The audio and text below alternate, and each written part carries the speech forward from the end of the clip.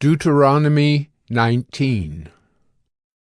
When the Lord your God cuts off the nations whose land the Lord your God is giving you, and you dispossess them, and dwell in their cities and in their houses, you shall set apart 3 cities for yourselves in the land that the Lord your God is giving you to possess.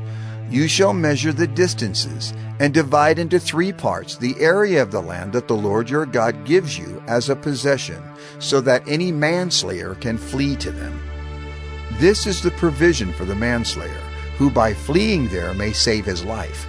If anyone kills his neighbor unintentionally, without having hated him in the past, as when someone goes into the forest with his neighbor to cut wood, and his hand swings the axe to cut down a tree, and the head slips from the handle and strikes his neighbor so that he dies, he may flee to one of these cities and live. Lest the avenger of blood in hot anger pursue the manslayer and overtake him, because the way is long, and strike him fatally, though the man did not deserve to die, since he had not hated his neighbor in the past.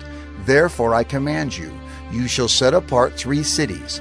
And if the Lord your God enlarges your territory, as he has sworn to your fathers, and gives you all the land that he promised to give to your fathers, provided you are careful to keep all this commandment which I command you today, by loving the Lord your God, and by walking ever in his ways, then you shall add 3 other cities to these 3.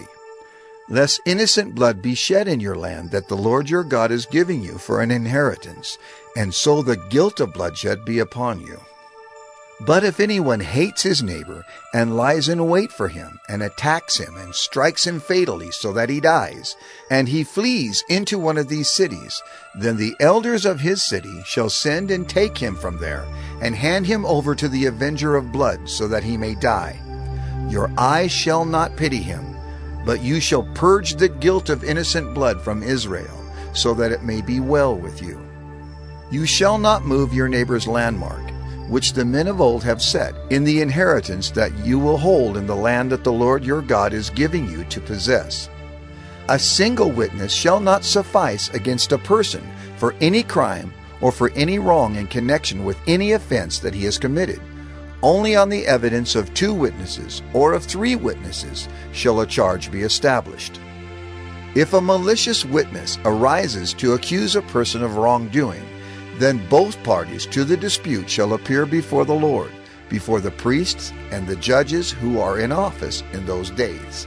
The judges shall inquire diligently, and if the witness is a false witness and has accused his brother falsely, then you shall do to him as he had meant to do to his brother.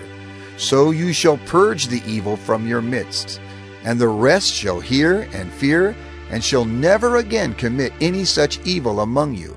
Your eye shall not pity. It shall be life for life, eye for eye, tooth for tooth, hand for hand, foot for foot.